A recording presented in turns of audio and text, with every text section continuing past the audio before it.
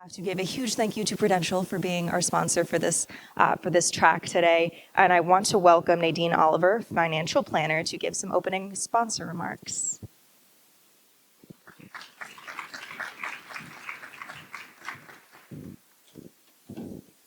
Thank you and good afternoon. Prudential is a very proud sponsor of this amazing conference themed Dream Big. John Dryden, back in 1875, had a big dream and he founded Prudential in downtown Newark. And at that time, Prudential was the first company in the United States to offer life insurance to the working class person. And this year, we continue with our 150th anniversary of providing financial security to our customers and clients around the world. So we're very proud of that accomplishment. Fast forward 150 years later, and Prudential is a global leader in the institutional asset management with over $1.3 trillion in assets. We're also the second largest life insurer in the United States. At Prudential, we make lives better by serving our clients with their financial challenges and making it better for the rest of the world. And for 150 years, Prudential's purpose has helped our customers live a better life longer and has helped them to dream big. And with that, I am very pleased to introduce your speaker, Kate Bryant. Kate is the President and Chief Executive Officer of the Honesdale National Bank. Bryant began her career in the financial services industry in 1999 and in the banking industry in 2003. She joined Honesdale National Bank in 2004 in the accounting department and has held numerous positions including Chief Financial Officer, Senior Vice President, CFO, and most recently, Executive Vice President and CFO. Bryant is a graduate of Honesdale High School. She received her bachelor's degree from Indiana University of Pennsylvania and a master's degree from Villanova University. In June of 2005, Bryant graduated with high honors from the PBA School of Banking. Bryant has served on the State Advisory Council for the PBA School of Banking and successfully completed the Leadership Wayne program in 2009. Earlier today, I had the opportunity to stop at the Honesdale National Bank booth. If you do get a chance, please stop by over there.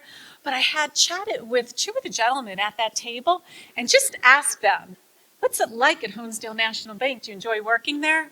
And the one gentleman proudly said, it's fabulous working at Honesdale National Bank. We have a great leader. Her name is Kate. She has empathy, she has strength and motivation. She gets us all to work and we love it there. But most importantly, he said, if you get a chance, take a look at her shoes because they're phenomenal. So with that, please give me a warm welcome and introduce Kate Bryant and Rising Together. Thanks. Thank you so much.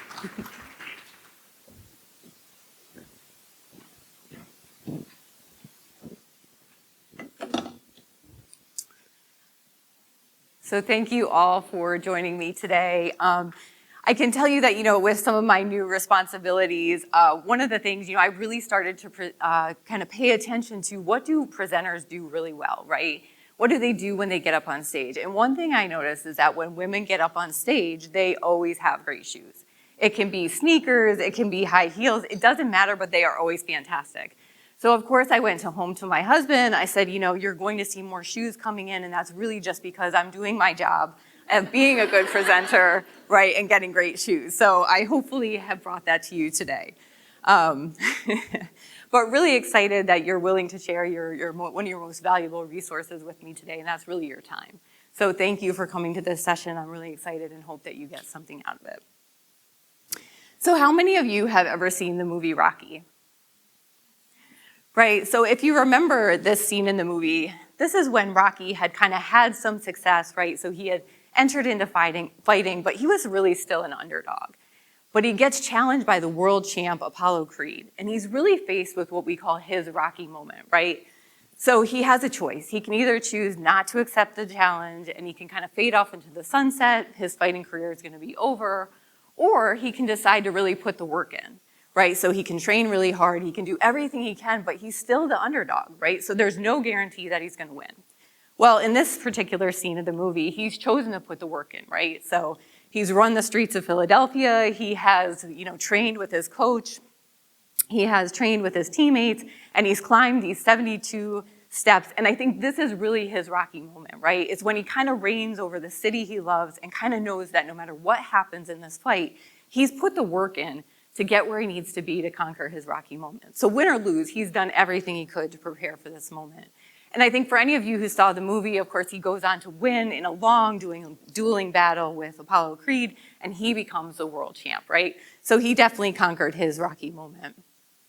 And I think when we think about it today, for all of us in your personal and your professional lives, you have Rocky moments all the time, right? And so even if we think of somebody like Oprah Winfrey, right? So she was actually raised in a life of poverty by a single mom and was subject to abuse. And she went on to lead a talk show that lasted the longest ever at 25 years. But that maybe wasn't just her Rocky moment, because the truth is, it wasn't really the longevity of her talk show that was so amazing. It was the fact that she really chose to conquer topics that most people wouldn't even talk about. She chose to have people that were very difficult to interview on her show, so she never faced away from the adversity. I think if we think of Simone Biles, right? Really one of our most decorated Olympians in our history, right? But really, I think Simone's Rocky moment was back in 2020 when at the Tokyo Olympics, she actually chose to exit the competition in the face of really making sure that she prioritized her own mental health. And for her, she actually revolutionized the way we think about mental health, and she started a conversation that I think we still see the benefits of today. And then, of course, Caitlin Clark, right? So Caitlin, at the young age of 23, has revolutionized the way we think of women's sports today. So if I ask you, what do you think these three women had in common? Any ideas? Go. Ambition, absolutely. Perseverance, determination, right? All these things, confidence, right? Grit to kind of see it through. But I also think what they had in common is that they didn't do it alone, right? So when they conquered their moments, and I think if we think of Caitlin Clark, right, she's had advocates and coaches. She actually hired a mental coach who goes through the games with her afterwards, and they talk through how she responded to the things that she didn't like, how she responded to the foul calls, or maybe the way her opponents responded. And when I think of it, it's really when you think about conquering your own Rocky moments, I often think it's the relationships that you have with people that really help to get you through those. And when I think of really valuable relationships, I think relationships are always this exchange, right? So you give value to somebody and you get value in return, but they take nurturing. So just like the plants, I think, they take water, they take attention, right? And your time. But if you really spend the time, I think, on your relationships, what you find is there's really something special that grows from that. So today I want to kind of go through with you just some of the things that I think about as you navigate your own professional, personal, and self-relationships. So did you know that 85% of the jobs today are actually obtained through referral networks? And I think that we actually see this occur really because of the rise of LinkedIn. So I think that's definitely helping that. But it's really those networks that are really generating a lot of the leads for when people are securing jobs. In addition, 20%, what we find is that when people do get a job through a referral network, their retention rate of that person tends to be 20% higher. And I think that's pretty significant. And I think the reason for that is when you think about if you refer someone to a job, you've already done an evaluation on whether you think their skill set, right, is going to match the organization that they're going to. And then when people were interviewed who had started new businesses, 78% of them said that it was their professional networks that really had helped them to get started and get into business. And it really wasn't just in generating business, it was also in helping them to secure the resources they needed in order to go ahead and get their business up and running. So I think there's a ton of different ways that you can go about really establishing your network, and I think these are just some hints that I kind of follow when I think about how to do it. So I will tell you that I really think you want to look for opportunities to say yes. So really expanding your professional network can come in many, many different ways. But I think you want to be open to opportunities that put you in situations where you get to meet people that maybe you don't interact with every day. For me, whenever I'm asked to be on a nonprofit board, or if I ask to be a part of a focus group, or even for my kids' football PTA, right? I think it's great opportunities because I love the interactions that I get with people that don't necessarily think just like me. I think you always want to do your homework. So when you think about going into a situation where maybe you're going to meet with a prospecting customer, or maybe you're just going to a network event and there's somebody you'd really like to meet there, it pays to do your homework. So you want to look up their background, maybe find where they're from, who do you know that you have a commonality with? And I think this really can pay off. And then when you do look for that opportunity to connect, I think you really want to think about what kind of open-ended questions can you ask to really start a conversation. So oftentimes when we think about meeting people, it's, hi, I'm Kate Bryant, how are you today? And that ends the conversation, right? But if I say, hi, I'm Kate Bryant, I was reading about your business. I'm really excited to hear how you got started. That's a completely different conversation starter. So I think having open-ended questions can really spark a connection between you as you try to establish a relationship with someone new. I think you want, as you're having a conversation, to really look for opportunities to provide value. And so when I think of this, if I'm in a conversation with a prospecting customer or something like that, a good example might be, let's just say that I'm talking to a new small business owner and they're saying, well, I already have a banking relationship, but I'm really having difficulty processing credit cards. The company just isn't easy to work with. And I can just say, well, if you ever want to get more information, we have a great guy on our team. I'd love to connect you with them. So take my card, and if you want more information, I'm happy to connect, right? So I'm adding value to the conversation, just saying, hey, I might have a solution that will work for you. But one of the most critical things I think you can do to really solidify your professional network is going to be to follow up. It is a differentiator, right? So when you think about meeting a new prospect or even just at a network event, the next day, kind of making some follow-up connection with them can really make a significant difference. And then I think staying in touch, right? And I think for us today, our hugest advantage is really social media. It makes it so much easier to stay in touch with people, to follow what they're doing in their careers or in their personal life through LinkedIn, Instagram, or Facebook. But what I can say is just like the shoes in your closet, right? It's not one size fits all. So I think when you do follow up and when you do make connections with people, you really want to make sure that the follow-up is creative, it is personal, and authentic to you. So if I, let's say, connected with Jessica and I go home and just send her a thank you note, great to see you, and tuck my business card in, that's not really very personal.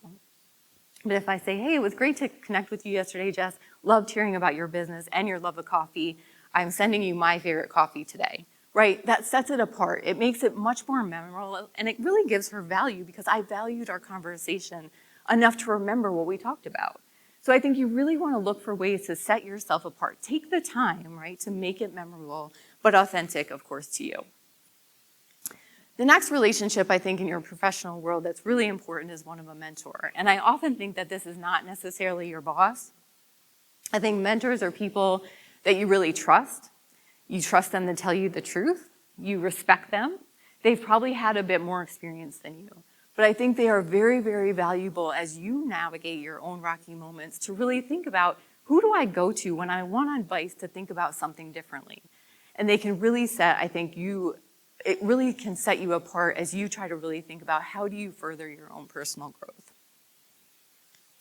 The other one is advocates. And so advocates are a bit different from mentors because they really know what your skill sets are, what you bring to the table, but they're going to stand up for you even when you're not in the room. And I think this is extremely valuable to you, right? Because that is how you get the opportunities to participate in projects and groups that maybe you would never have gotten to before. And I think as women today, I really challenge you to really, definitely look for advocates for yourself, but also consider being an advocate for someone else. Oftentimes I think, we're climbing the ladder and we're chugging and we're pushing so hard, but we necessarily don't look right next to us to say, gosh, I really need part of my role in this, part of my role in women's development is to make sure I'm also giving someone else an opportunity. And I think that's extremely important. The next relationship I wanted to talk about is followership. And so for me, really, I read the book by Ginny Rometty, who ended up becoming the CEO of IBM, and I thought she captured this so well. But the idea of followership is really, how do you show up in the groups that you participate, in the projects, in the teams, right? And how do you invite other people to give their opinion? And then how do you share your own? So I think when you show up in a way that encourages people to be comfortable, to share their opinion, even when you don't agree, you start to develop followership. And what that means is that as you progress and you've established credibility, people will be much more likely to positively respond to you when you ask them to do something hard or when you need them to stand behind you if you have something going forward. So right now, I'm asking you to join me, right, in followership and really to establish some credibility with each of you. So I invite you to be part of my professional network as we take a selfie together. I know, and I'm like awful at selfies, but I promise you I will do my best. So smile big. Here we go. And, all right, 1, 2, 3. Perfect, thank you.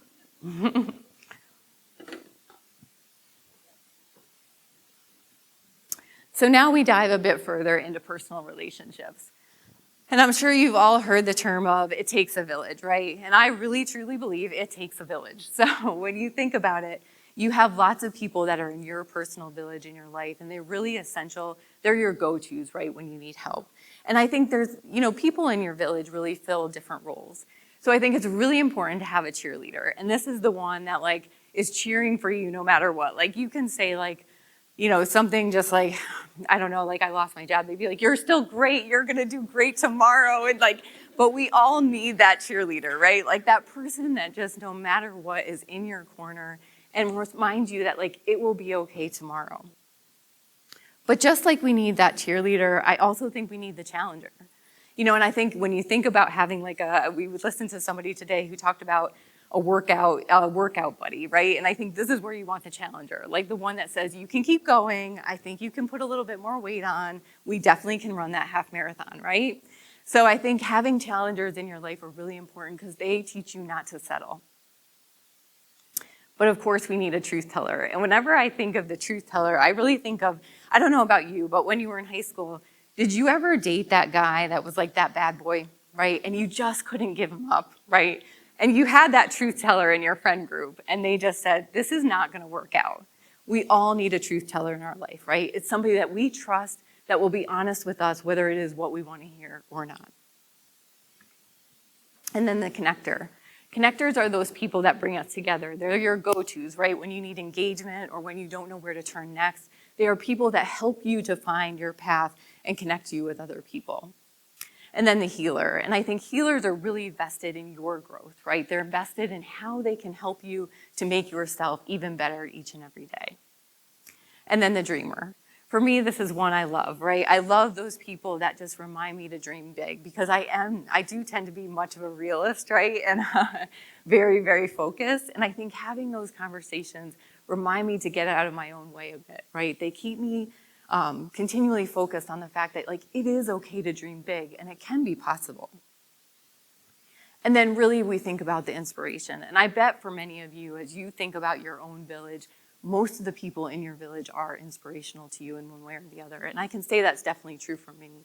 As I look at my village, people that I rely on all the time are so inspiring to me because they achieve things that, I just don't always think are possible. They do it in a way with grace and ease, and I definitely admire watching them and love to learn from them. So when we think about this concept of your village, your village may tend to ebb and flow, right? So people will come in and out of it. But I also think what's really important is not just how much you value your village, but are you part of someone else's? Because I think what you find is that when you become part of someone else's village, when you show up for someone else and you see their success, it is such a good feeling. It will give back to you in spades. So I really encourage you to invest in your relationships and make sure that while you want to get from your own village, you're giving to someone else's as well. And then the last one I wanted to cover today is really your relationship with yourself. And I would argue that this might be one of the most important ones, but maybe the one that we pay the least amount of attention to. So when you think of your own closet, of course, we all wish that it would look like this. Mine does not, of course, although I'm getting there, just kidding. But when we think of women today, right, we're trying to fill all these roles, right? So you are an educator, you're a friend, you're a mom, you're a sister, you're a coach, you're a boss, you're a team member, right? You're a spiritual guide. Whatever those roles that you're trying to fill, I think sometimes our closet feels a bit more like this, right? So all of those roles are intertwined, and sometimes it's really hard to even know what pair of shoes you're putting on, right? But I think as women today, and this one I loved, I don't know if any of you saw this TikTok, but this was right on January 1st, right? And this lady is setting her goals, right? And I feel like this is all of us. It's like we're gonna have the greatest skin and the best hair, and we're gonna walk 10 miles a day while we cook only healthy meals. And I mean, it can tend to feel a bit like this, right? But I think for us today, we tend to have all these roles that we're trying to fill, and our expectation is that we're gonna have 100% satisfaction all the time. And I think that oftentimes this can be really unachievable. So maybe we need to be more realistic with our expectations for ourselves. What I do challenge you to say, I read this in a book a couple of years ago, and it really hit home for me because I find that when you say yes to everything, it really means that you're often saying no to the things that you value most. And I'll give you an example. When I was, as I was progressing in my career, I loved math, right? I loved spreadsheets. I loved writing queries and working with technology. So those things were all just things that kind of fueled me, right? I know that sounds crazy, but it's true. And what I would find is that, people would, throughout the week, they would call me and say, hey, can you draft this query? Can you help me gather this data? Can you pull this information? And I was like, yes, I want to help you. I'm in. But of course, to do those things right, they take a ton of time. So you have to check yourself, make sure you pull the right data, do all those steps, right? And then what I'd find is I would get to the end of my week and I had gotten everybody else's tasks accomplished, but I didn't get any of mine done. So then I would spend the weekend getting all the work that as a CFO I was expected to do done, right? And so by saying yes to everyone else, I was really saying no to the things that I was responsible for. And then my time was being spent on the weekends away from the things that were my priority to really get the job done. So I think another way to approach that might have been, hey, let me teach you how to do this. And by putting that work in up front, maybe then those people, I would have had more time, of course, to achieve my own goals. The next thing I think we really need to think about is just how do you talk to yourself? And I thought, this kind of has come up, I think, multiple times today. But I can say I can definitely relate. And this is something really that I got from my friend Marley here. We had this conversation about it, and it really, really struck home with me because, and I even did it the other day. We had left a meeting that we had with our team, and I walked up to one of my senior team members, and I said, I don't think that went well. And I was like, I should have. And so sometimes I think you want to think about how are you talking to yourself? Are you constantly, after you do something, approaching a big project or a presentation or whatever it is you're doing, how do you talk to yourself afterwards? Are you saying, well, I should have done this. I should have got up earlier. I should have spoke louder. I should have shared my opinion. Maybe it's time that we change the narrative a bit, right? Maybe what I should say is, I thought these things went really well today.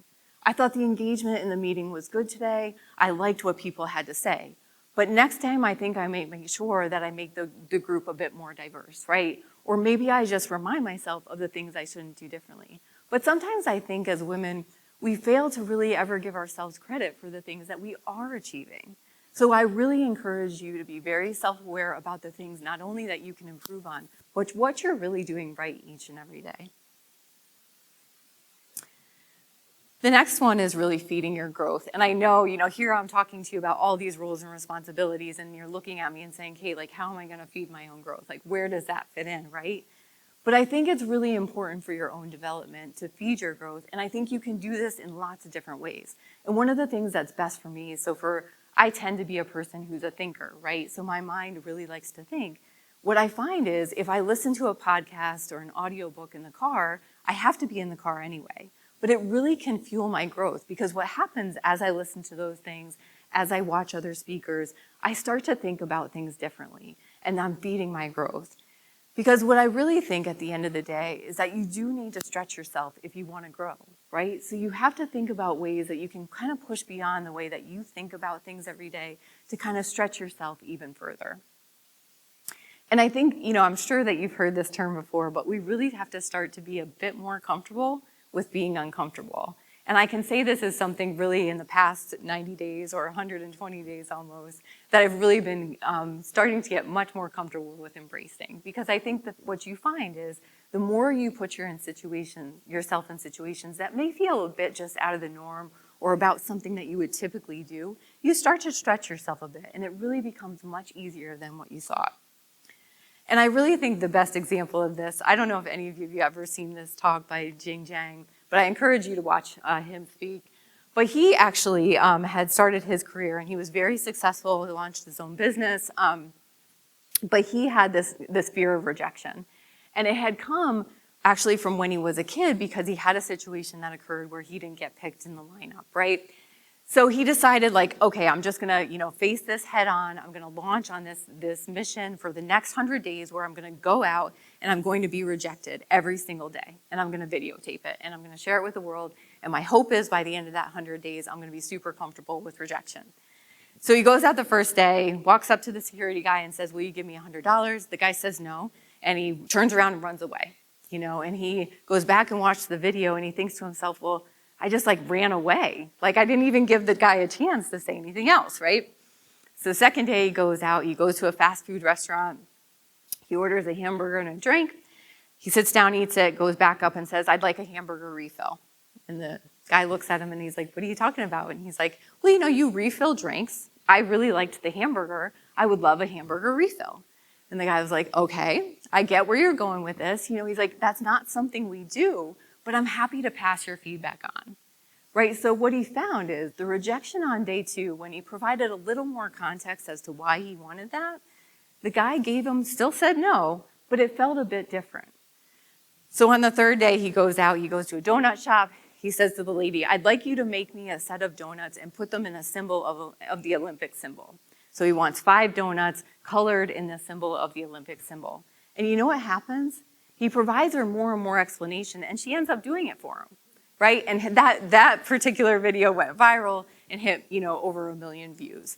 But I think his approach was really the best example of how do you get comfortable with being uncomfortable. And then the last thing is really just valuing your own authenticity. So when I was early on in my 40s, I was on the phone with my sister, and she said to me, okay, the 40s are great because it's when you figure out who you really are. You really be comfortable with yourself. And I was like, I don't feel like I know who I am. And I was panicked. This conversation haunted me, right? Because I really didn't know who I was, but I did know that I definitely wasn't comfortable with it.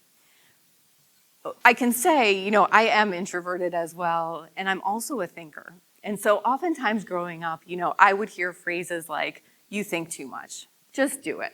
You think too much about that, right? But that's who I was. For me, there wasn't just a shut off button. And I really wish there was many times, of course. But what I found is as I kind of progressed into my 40s, my sister was right. And I really became to realize, where in the past I would often say to myself, gosh, I went to that networking event and I wasn't the center of attention.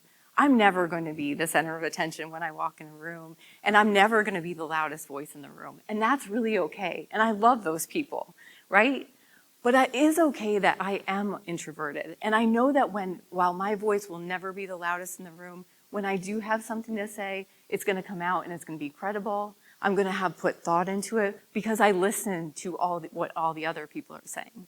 I also tend to be a very strong listener, but what I really look for is oftentimes the person who didn't speak yet. So if you look around a room, and often with my team, what they find is I can see by their body language that they have something to say, but for some reason they won't share it. And so of course what I do is call them out, but they've become really comfortable with that. And one of my favorite ones to call out, of course, is my friend Charlie, because he often has something very, very valuable to say, but oftentimes he just needs to be invited into the conversation. So I can say that, I think valuing who you are and really recognizing that your qualities and what you bring, especially into the relationships you have, is extremely valuable. So really, I wanted to kind of share what my Rocky moment looked like with each of you. So I started at the Honesdale National Bank over 21 years ago. And, for context, we had moved back to the area. And when I interviewed, all I said was, I don't even care what the job is. I just want to be busy all the time. And that was like my only requirement, right? So, and I can say that that worked out for me because I did soon become busy most of the time for sure, and still today. But I definitely had opportunity to progress throughout my career and really learn. But last summer, I just, for some reason, hit a point where I just felt a bit stuck. I really didn't know where I was heading. And I felt like I was making an impact, but maybe just not in the way that I wanted to. So I decided to hire an executive coach. And then 2 weeks later, after I did this, our CEO announced that he was planning to retire. And this was a bit unexpected. So then we also found out that the board was going to be willing to go ahead and let internal people interview, but they were also going to interview external candidates as well. So I really went through the next couple weeks really talking to all of my network, right? So I talked to my mentors about what they thought because I knew that I needed to answer 3 questions in order to prepare for this interview. I needed to know, number 1, could I do this job? And if I did go ahead and apply for it, did I really believe that I could make an impact, right? So I didn't want to just get the job because I interviewed well. I wanted to know that I really could make a difference. And so I needed to figure that out. And then personally, did I really think this was the right step for me, right? Is this something that I really wanted? And so I really relied on that professional network, went to my mentors, of course, to my advocates. I worked with my professional coach to really answer some of these questions. And then I relied on my village, right? And I mean, I hit up every single one of them. I hit up my team to help me shine up a resume that hadn't seen the daylight for 21 years, right? And also to build me up when I started to creep in with some doubt, right? So to help remind me of how hard I had worked to get here and what values I could really bring to the table. And so, as you know, obviously I did get the job, but for me, the rocky moment that I was able to conquer is when I walked into the interview that day with 4 of our board members who were all males, and I knew in some ways I was the underdog, right? Because number 1, I was a woman, and we had never had a woman at Honesdale National Bank on the board or as a president before. I also knew I was an underdog because I was introverted. And so I was not going to be the center of attention. And sometimes when people are looking for CEOs, that might be a quality that they want. But I was confident in what I was presenting. I knew what I was going to present in order to impact change. I had a mission for what I wanted to do. And I valued who I was. I valued my own authenticity enough to know what I was bringing to that table. So really it was, I think, conquering that interview. And when I walked out, I knew that I had nothing else to give. I didn't doubt that I had showed up in a way that I felt confident about and I felt really good about. And so I knew that if I did or didn't get the job, it honestly didn't matter because I was proud of who I was and who I showed up at that moment. And I can, I'm so sorry.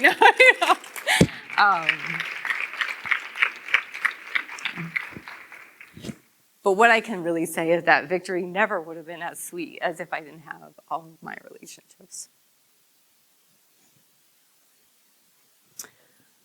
And the shoes, of course, always. And I did have great shoes on that day, of course. No one else noticed them but me, but that's okay. So I think, really valuing your relationships. And I think for us, it's like really making sure that you're looking at your relationships, whether they be personal or professional, and your relationship with yourself as really much more of a privilege, right? And not an obligation. I think a lot of times we can think of things and say like, oh, I have to go do this, right? Or I need to call this person because they need me. It's a privilege, right, to be in a relationship with somebody. And I think you really, when you give to someone else, you get as much in return. So I really encourage you to become part of someone else's village, right? Become a mentor or an advocate for somebody, because I think you will find that those are the relationships that you can help somebody conquer their own rocky moments. And then it's really essential as you conquer your own. So thank you, everybody, for joining me today. It was really nice to be with you.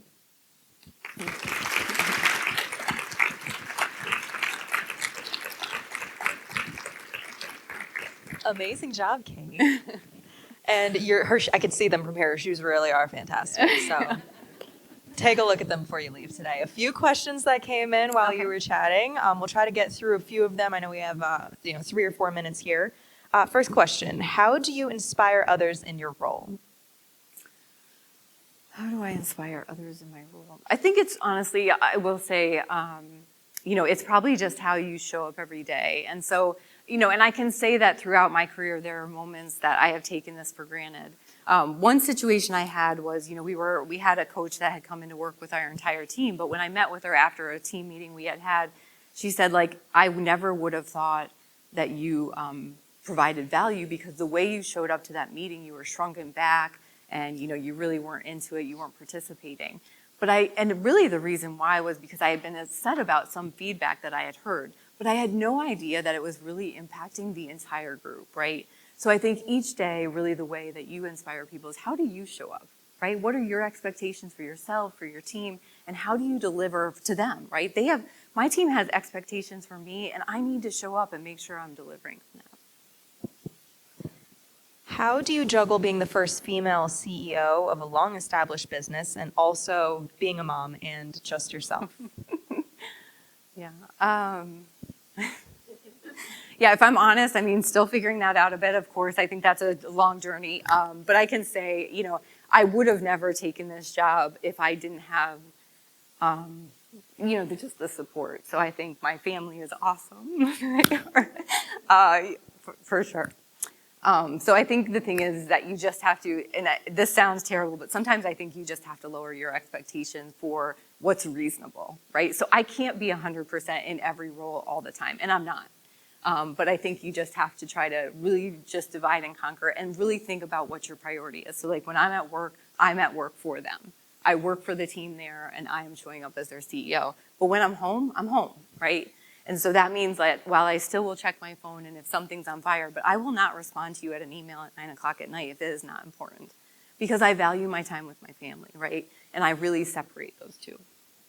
I think that also ties into another question that came in, which is how do you come to terms with not being able to give 100% of yourself to all of your interests? But it really, as you mentioned, ties down to being present in what you're working on in that moment and trying to give it your all then. So yeah, and I think I can say, honestly, when I read that book and I read that sentence, I was like, that is me, right? Like I'm always saying yes and I love to give to other people.